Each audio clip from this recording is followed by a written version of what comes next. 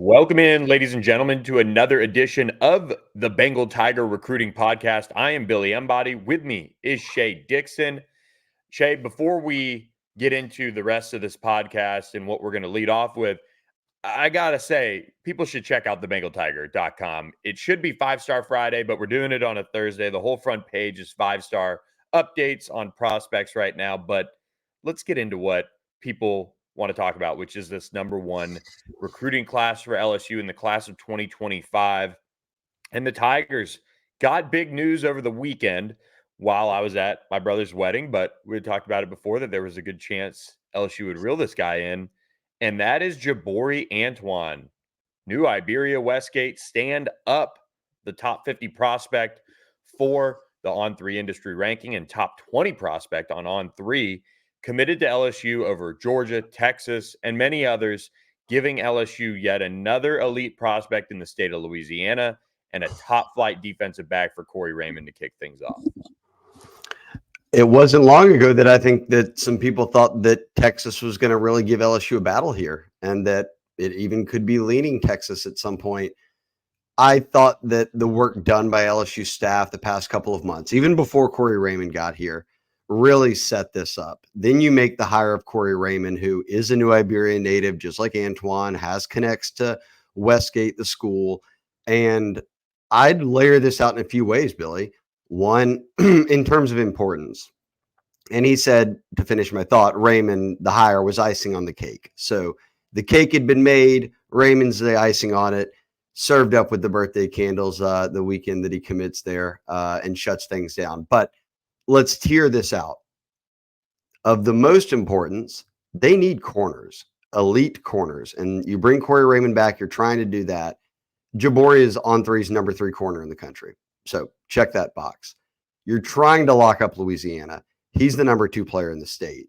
And I'll tie it in here with he goes to Westgate. That's where Derek Williams went. He leaves number 1 safety in the country, goes to Texas. Danny Lewis was a tight end they chased right when Kelly got here. He left, went to Bama. They signed Demarion Johnson this past cycle. Now they've got Jabori Antoine committed. And then my third part here, Billy, would be the greater Acadiana area, if you're including kind of everywhere in this stretch. Getting Dominic McKinley flipped from Texas A&M to LSU, an Acadiana kid, the number 1 player in the state.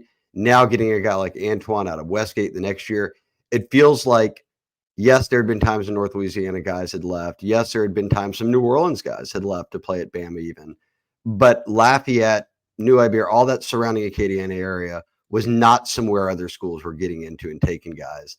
It happened with a couple of guys, like I mentioned, but now it feels like to me with Antoine and McKinley that it's like, okay, they now have their grips back on the entire stretch there. That's not a place other teams are really going to be able to get into. I agree with you. And I think for me, watching this recruitment unfold and like knowing now that he is committed January 27th of 2024, an entire year before he was going to have to sign with a college, that just shows that one, LSU laid great groundwork here before Corey got back. Then they get Corey Raymond back. He calls it the icing on the cake, and he decides to shut things down. And quite honestly, I think we knew for a long time this was an LSU Texas battle. Those were the 2 programs that were so far out in front of everybody else. But for LSU to slam the door shut on him early on, it goes back to a bigger trend that we're seeing with Brian Kelly and his staff. Year one, those first few months leading up to the 2023 or 2022 class signing, we saw them, just kind of getting comfortable. Then we saw them finish that 2023 class off the right way, and you saw the guys kind of announce decisions before their senior seasons. Then the 2024 class, they kind of got on it a little bit earlier. Some key guys in the class were on board early. Now we look up, and we'll talk about the 7th in a second, but 7 of the top 8 guys on 3 in the state of Louisiana are committed to LSU in the class of 2025. And it's just now, February. Just shows they're making those inroads. They're making a lot of impressive progress when it comes to recruiting in Louisiana. This is what Frank Wilson did, and this is by design. Let me make sure that I've been around recruiting way too long here, so I don't want to get the year wrong. I'm going to say it was 2011 class, but I want to double check to be sure. But it was called the FAM, and yes, that was 2011. So in that class that year, it was Jarvis, it was Odell, it was Freak Johnson, Anthony Johnson, Lale Collins was in that class.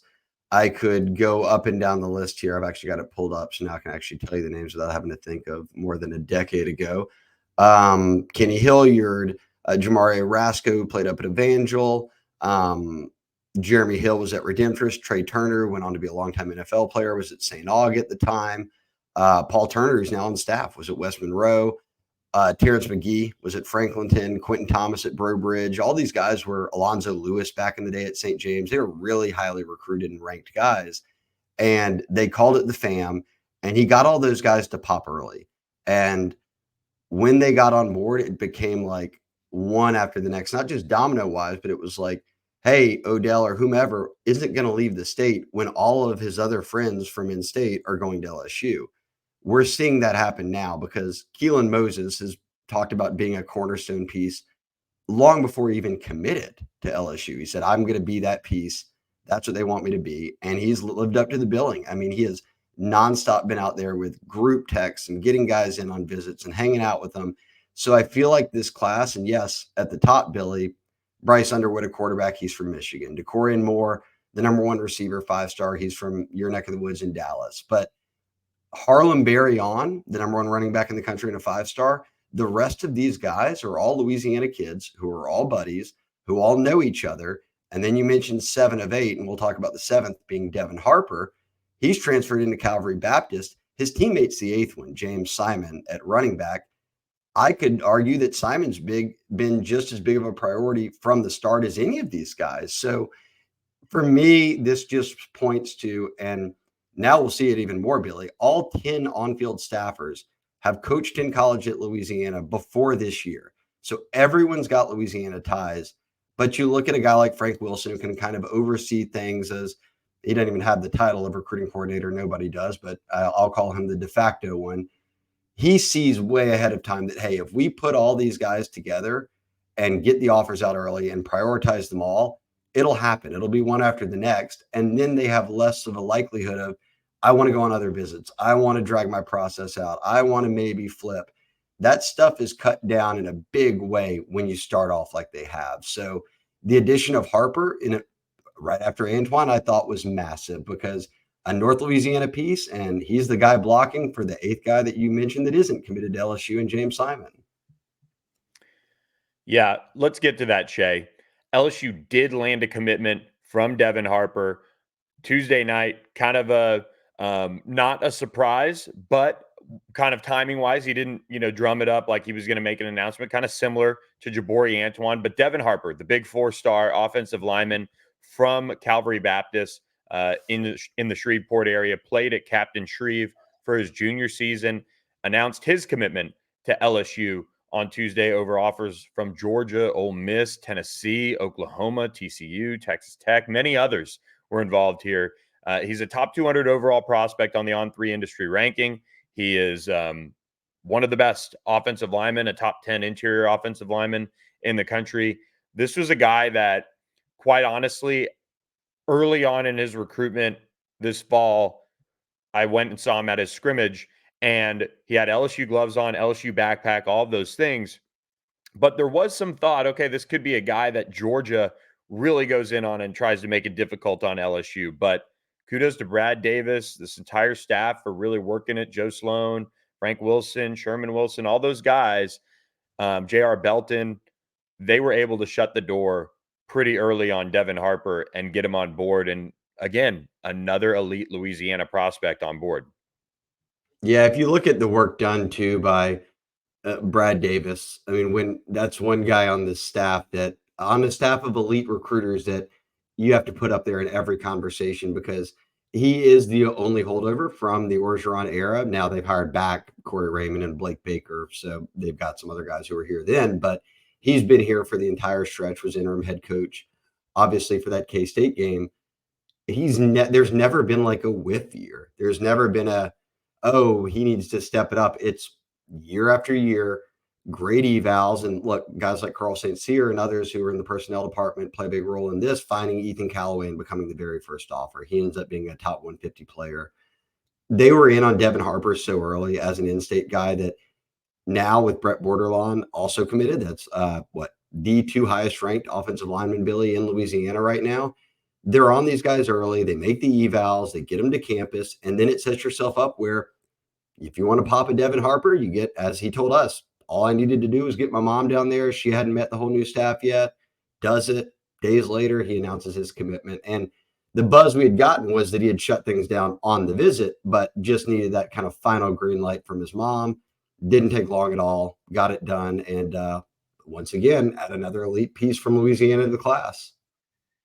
Yeah, and I'm really high on his potential to be one of those long-time starters for LSU, multi-year guy. I think once he gets his technique right, if you're watching on YouTube, these are from his scrimmage to kick off his junior year. But he has a lot of the movement skills that you want. I just think he needs to continue to work on his technique, which is for offensive linemen, that's one of those things that so many of them, and you think about an Ori Williams and guys like that, they're so raw because they don't get that technical day in, day out attention to detail. And they're sometimes not facing the guys that they're going to face in the SEC. And so they're relying on that talent and being bigger than them just naturally. Devin Harper has one of the better abilities to bend that I saw this fall. I think as he adds mass, he kind of reminds me of somebody like a Damian Lewis. He's got that size that he could be a really physical force along the interior. And once he figures it all out, look out. I mean, you don't have a program like Georgia trying to battle and get in there if they don't think he can play for Stacy Searles over there in Athens. I mean, it's just one of those prospects that LSU did a nice job getting in on early, making him feel at home. And now the development can start. And he loved his time spending time at camp with Brad Davis as well, getting some tips from him this summer on top of all of that. Yeah. So for those, if you're watching or on YouTube, or if you're not, and just you're curious to it, he's playing left tackle in all of these clips. He's ranked as an interior offensive lineman. That's probably his spot in college. I like your Damian Lewis comp there. But again, what is he? Scrolling up down the commit list.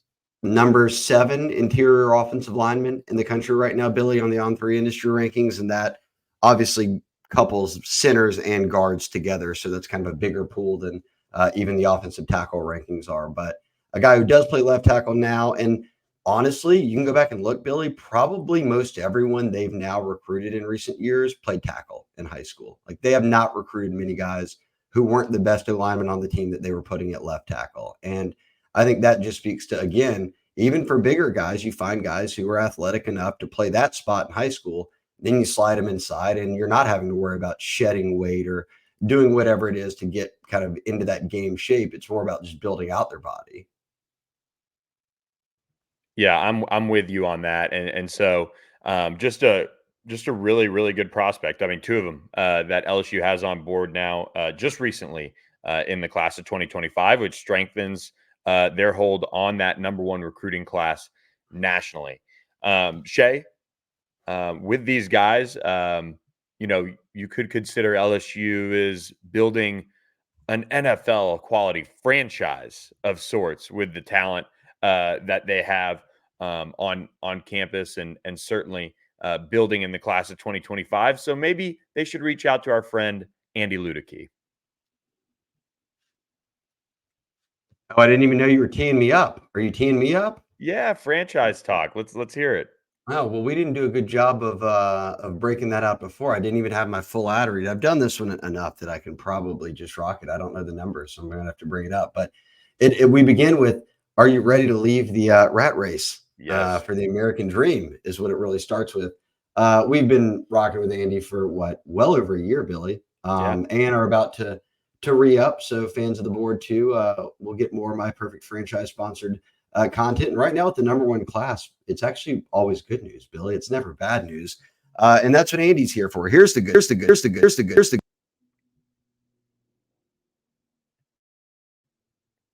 We lost Shea on the ad read for just a second, so while he gets wired back up, I'll Oh wait, take did this I go one. out there? Yeah, the mic just popped off there. Look, there's been too much good news on the LSU recruiting front. So we had to kind of have our mic cut out there. Maybe it was me, but look, Andy Luedecke and his team with myperfectfranchise.net can help you find those franchises that work for you. Whether you're trying to supplement your income, find franchises that create an entire new sense of wealth for you. He can guide you through this process because he's been there himself. He's worked with the dumpster company, Big Red, to try and build that into a franchise that he can make money off of and find another level of wealth for himself. And it goes beyond just picking a company, right? You got to have people that can help you find franchises that fit your skill set, your financial requirements, your time to commit to that franchise, and all of the reasons that people go into franchises that might be on their radar. Andy is a franchise consultant. His services are 100% free, and he can help you if you have any questions about business ownership. So reach out to Andy Luedecke at myperfectfranchise.net. You can call him at 404-973-9901 or email him, Andy, A-N-D-Y, at myperfectfranchise.net. So appreciate Andy for always hooking it up for subscribers. Again, 100% free to reach out to him and his team at myperfectfranchise.net. There you go, Billy. See, you can do it. Yeah. You've got this. Hey, we need to break this up too. For anyone who is watching on YouTube, you may see that shiny gold jacket in the background there. That is not a Hall of Fame jacket. That is an Amazon purchase for my Mardi Gras decor. So I've got my days picked out, Billy, and you're always flashing the hockey jerseys. Billy's also a big hockey fan. Anyone who listens to the pod or is a member of the Bengal Tiger knows that. I now am the owner of 2 hockey jerseys, Billy, that I'll be wearing for Mardi Gras. So let's play the guessing game here. First off, what hockey jersey do you think I ordered? I've got 2. Did you order the new Baton Rouge team? No. Or are these No. NHL? These are NHL. No, in a way, you're not going to guess it. This is it is a Mighty Ducks jersey, indeed. Yep. Are you wearing Conway's number or your Banks? That was going to be the question too, but you may have seen the number. What player did I order? I'm going to say you ordered Banks because of your buddy Conway, and then Conway. Yep. Shout out to Conway. Yep. There you go. In the Banks jersey. Now, to remix it though, did you expect this, Billy? The alternate. I honestly did. When I knew I got one Mighty Ducks right, I was like, I bet you ordered both. One is Mardi Gras colored, and then the other you can ride with. Also Banks. I love it. He was just my favorite character. I liked the cake eater. Actually, I was a fan. Yeah, okay. You were a fan of the cake eater? Yeah, everyone likes Conway the most, and then Goldberg probably. So no, I always thought Banks was the one who didn't get any love. Yeah, he was the kid from the other side of the tracks. Yeah, and Charlie Conway got way too much love. I mean, really, Yeah. I mean, he, just come on. I was more of a Fulton guy, the big slap shot in there, breaking glass and all of that. So, but yeah, so now I'm just like you, Billy. I own hockey jerseys now. I can't wait for Emily's reaction when you put them up around the house. So they're only $30. It was insane to me. They're very nice. What country did you order them from? I don't know. They came off Amazon, and it was Prime, so it got here in no time. Wow, love that. We'll bring them as a sponsor. Yeah, there you go. Shea, you're going to be wearing number 99, but that is far from where LSU is in the recruiting class rankings. They're number 1 in the country in 2025, number 3 in the class of 2024 right now. What is next for this class of 2025? Because it is star-studded, it is filled with offensive firepower, and now we're getting to the point where we're starting to see LSU with this new defensive staff prioritize some high-end talent on the defensive side of the ball, which we'll talk about. But they are also trending in the right direction for a prospect that I've got an on-3 RPM pick in for. I think you do. Maybe not. But James Simon, the 4-star running back at Calvary Baptist. Devin Harper's teammate, new teammate. Yep. New team. This is a guy who for as long as, and yes, the number one running back in America is committed to LSU and Harlem Berry. James Simon is not far off from that. He's ranked as a top 10 running back. He's a high 4-star. And from the start, Frank Wilson has prioritized these two guys as the two guys he's going after at running back. It almost reminds me the approach, Billy, in a way, is how Frank Wilson did things with Caden Durham. There weren't other running back offers going out. It became very clear, even publicly, you are the guy we're going after. And despite Harlem being ranked 1 and Simon being ranked as a top 7 or 8 running back, the effort was put in the exact same. And I think a lot of people view this as kind of like a thunder and lightning duo, right? Of they're not the same. They are completely different builds and they have completely different running styles. There's what I look, if you had 2 Harlem Berries or 2 James Simons, you would take them both. I think they just complement each other really well. And that pitch of, hey, this is the 1-2 punch we need, 1A and 1B really, is resonated with a guy like James Simon, who you mentioned Devin Harper. James Simon also has Georgia, A&M, who you name the team, they've tried to get in the mix with James Simon. So I think a lot of out-of-state schools have seen, oh, well, if LSU got Harlem Berry, maybe they won't be able to also get Simon. We can get in there and try to nab a guy to Louisiana. I'm in agreement with you. I don't have my pick in yet. I'm not far from just putting it in, but I think that they get this one across the finish line. And really, Billy, it probably goes back to what we talked about at the beginning. They've got 7 of the 8 top players in Louisiana committed. He's the other one that's not committed. I'm not saying it's pressure, but it's almost a comfort level of knowing, look, if I commit to LSU, it's not just LSU, it's coming in with the number 1 class, surrounded by all the best players in Louisiana. Yeah, and if you're watching on YouTube, this is against Westgate actually, and Jabori Antoine, I think at some point went out with injury, but he was playing a little bit of defensive back, playing safety. But James Simon had a broken wrist or something like that playing in this game, and still stacked up about 175 yards and a couple quality touchdown runs. And I mean, there's a world where James Simon ends up being kind of like what happened with Ty Davis Price and John Emery. Ty Davis Price ends up being the guy, playing the NFL and more productive back, I think, for the most part throughout his career. But both are very, very good and would cement the future of that running back room at an extremely high level. I'm very high on James Simon. I think he's got a really good head on his shoulders as well. And I think Frank Wilson, Sherman Wilson, who's known him for years now as well, have done a really nice job of this recruitment. And it wouldn't shock me at all if he was next. I do think he's going to maybe take more visits and let things play out. He's headed to Texas A&M this weekend, and then he'll head to LSU in March and catch spring practice. So they're sitting in a good spot here, and it makes a lot of sense for him to eventually end up a Tiger.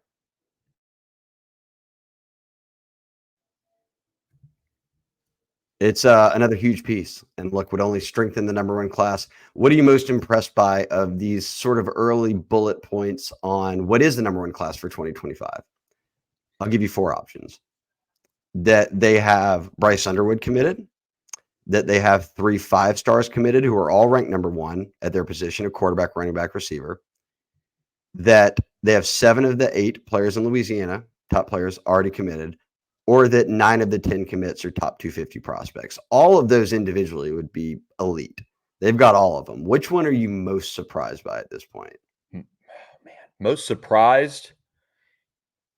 I guess probably that Bryce Underwood actually did it. That was And my answer too. yeah, I and it we talked about it throughout. I mean, people were probably tired of hearing it. They're like, okay, they're going on about this again. But to go up to Michigan in Michigan territory after they just won a national champ or just before they won a national championship, to get Bryce Underwood to actually say, all right, I am going to come down to the FCC. I'm going to come down to Louisiana and commit to LSU as the number 1 overall prospect in the country and beat out the other teams that they did too, not only just Michigan.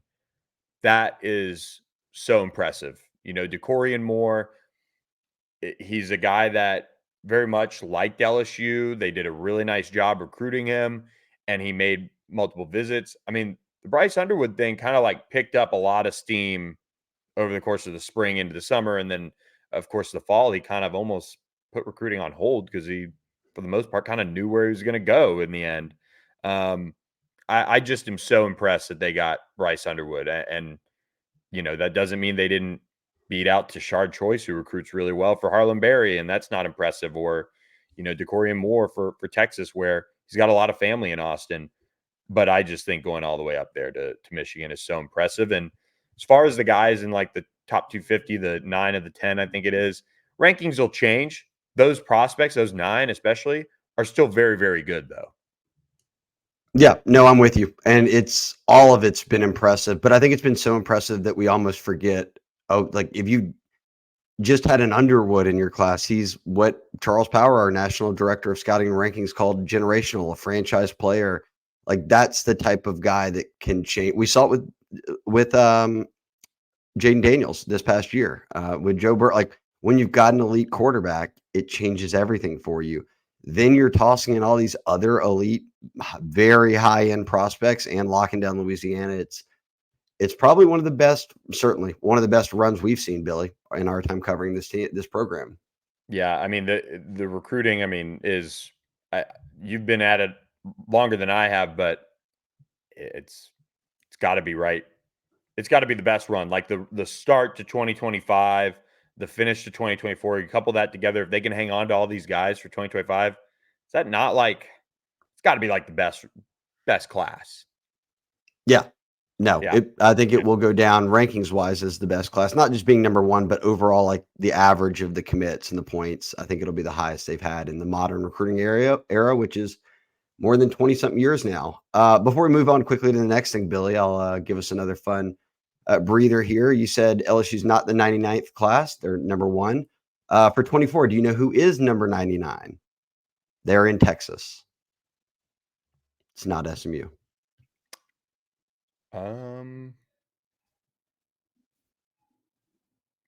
Poor Matty B. No, don't do that to him. Don't do that to him. That was a setup to see if you would do that to him, and you did. No, it was UTSA. Okay, that was my other guess. Well, you tried to Yeah. throw Matty B under the bus, and you failed. It Well, was UTSA. you know what? He has to look up at that last scoreboard between SMU and UNT for a long time. That was tough. Now, when he goes and Um, cuts his podcast, he's not going to be happy to hear this. no. What are we talking about now? I know we've got some 5-star talk, right? Terry Bussey in a minute. But yeah, Shay, we talked about how this class could be historic, and this is one of those guys that could certainly make it push even farther up the list of potential historic classes out there for LSU. But DJ Pickett, the number 1 safety in the country, a top 10 prospect, both for On3 and the On3 industry ranking, was on campus for a visit. He arrived Tuesday night. He left this morning before we recorded this podcast. And talking with people around the recruitment, this is a guy that I would be very surprised if he ended up at Florida. I think he's going to go out of state to some program, but LSU is now squarely in the mix for this elite prospect who LSU is recruiting at cornerback. Yeah, 6'3", 170. His arms touch his knees, basically. I mean, that is track speed. That's the kind of guy that Corey Raymond has always loved and coveted at corner.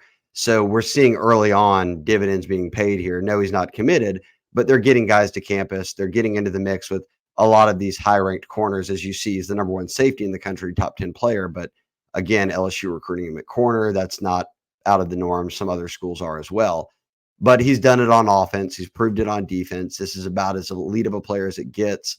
And when you want to know about how are they building this class, go back to Keelan Moses again and think of it in this term too. This is the benefit of Keelan Moses, your ringleader here, the 4-star linebacker.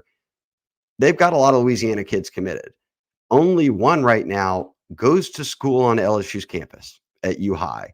So he's also happens to be Keelan Moses, the guy you kind of have in charge of, by default, he's put himself in charge of sort of being the ringleader of the group.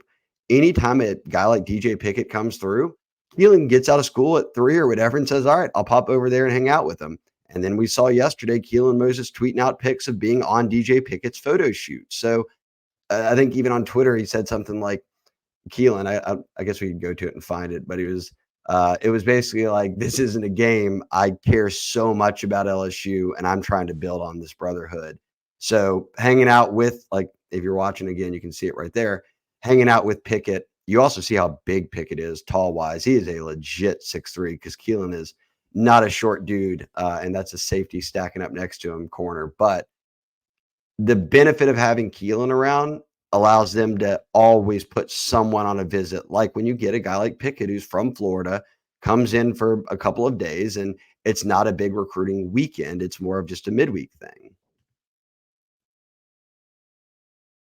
Yeah, exactly. And I think Pickett is just how you draw him up, like you said. And if you could pair him and Antoine together, I mean, you're in good shape. They do have Jalen Bell committed in the class of 2025. He's on the smaller side, probably more of a nickel.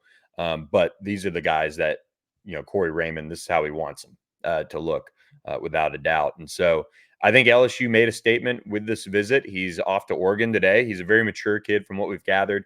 But the one tidbit that I picked up and forgot about, I guess, which is funny because DJ Pickett started his high school career or his middle school or whatever at my high school, Carrollwood Day School in Tampa, which Marshall McDuffie, the head coach there, is really close with Cortez Hankton, Corey Raymond, Blake Baker. The first offer that DJ Pickett got as an eighth grader was from LSU.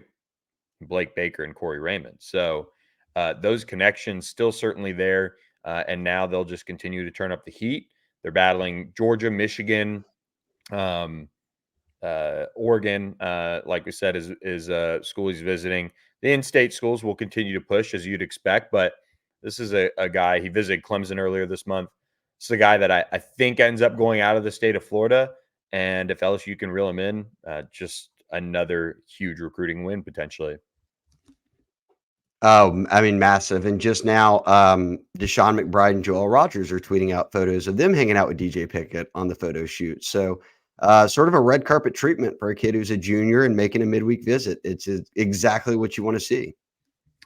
Speaking of red carpet, Shea, Terry Bussey was back on campus.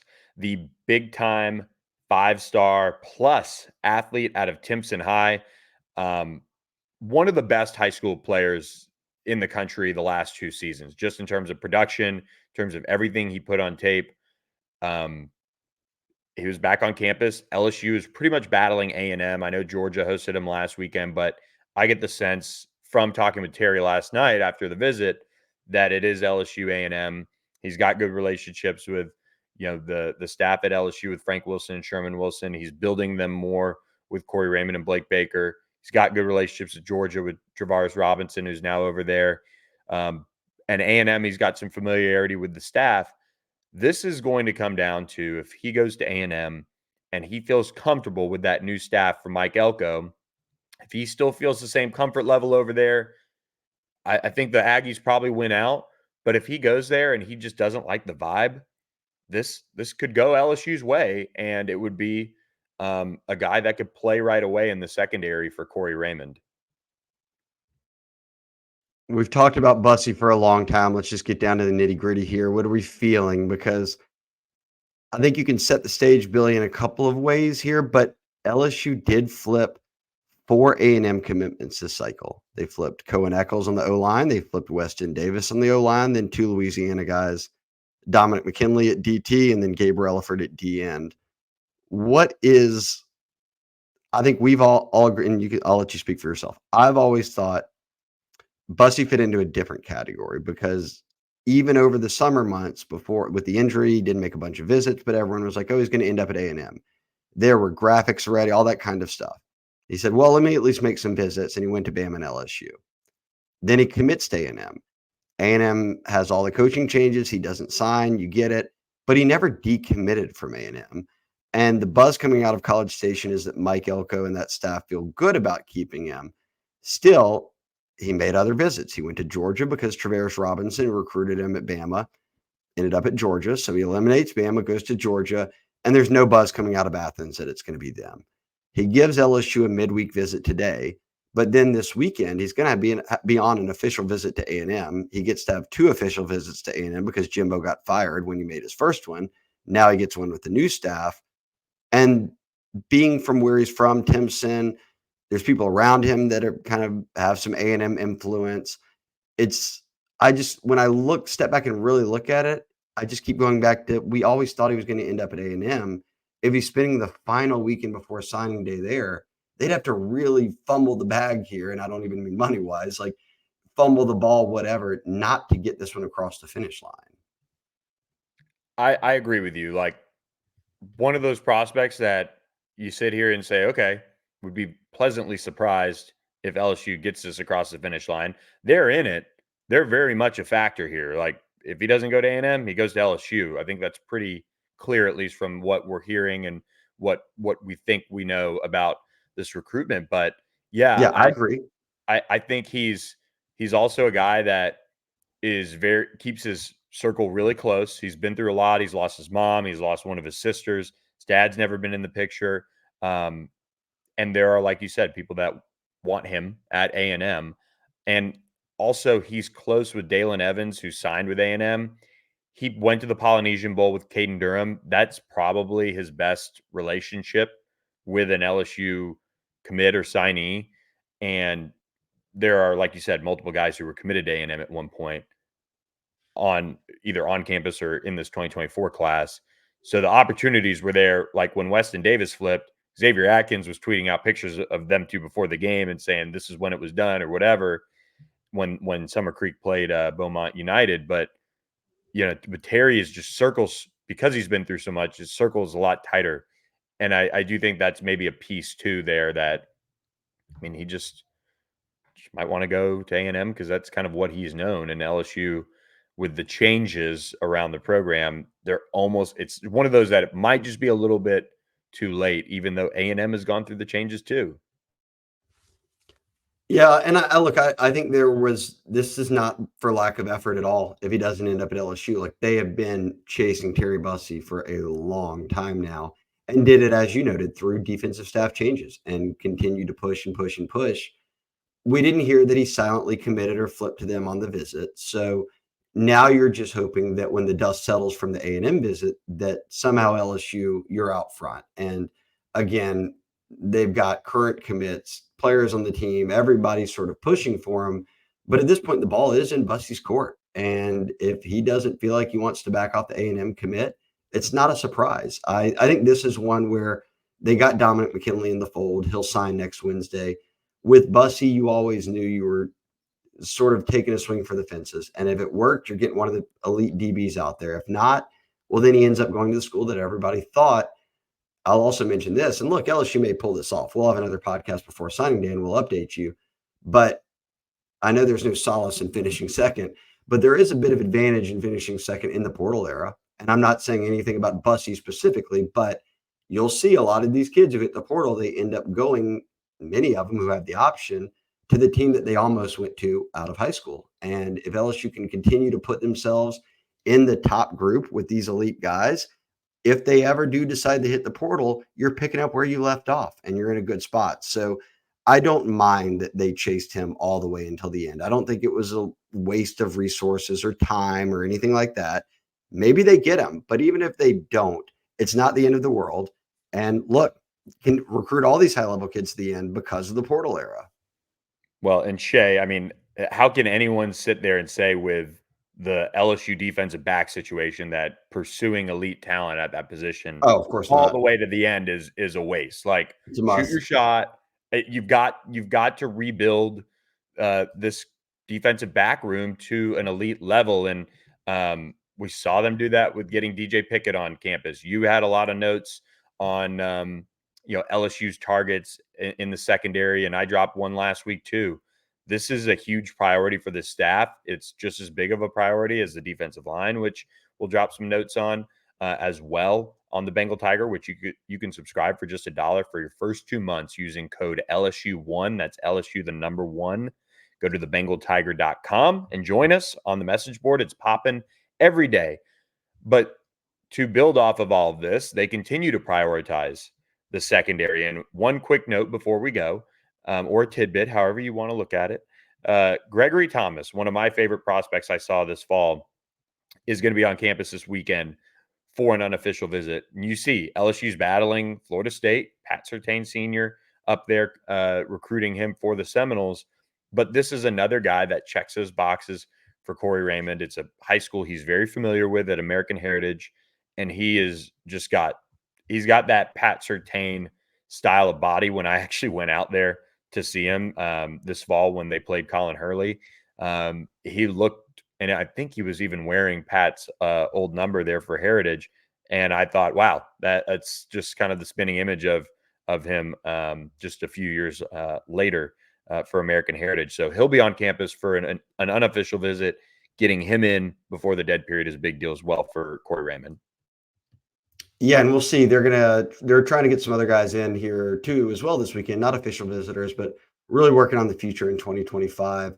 Then Billy, it hits a dead period starting Monday that runs through March 3rd. So about a month where we won't be having any visitors come to campus. They can't go see anybody. So check out the Bengal Tiger right now. It's only $1 to join, but we've got scoop up on where Brian Kelly's been this week, where a lot of the staff members have been this week. And we can assure you they are swinging for the fences when it comes to this 2025 class and building on what is already the number 1 overall class in the country. Yep. So exciting times. Join the Bengal Tiger today. Subscribe to our YouTube channel and wherever you catch our podcast at, it is the right time to get on the Bengal Tiger. So for Shea Dixon, I'm Billy Embody. Thanks for listening to this edition of the podcast. We will catch you guys next week with another edition of the Bengal Tiger Recruiting Podcast. We'll catch you next time.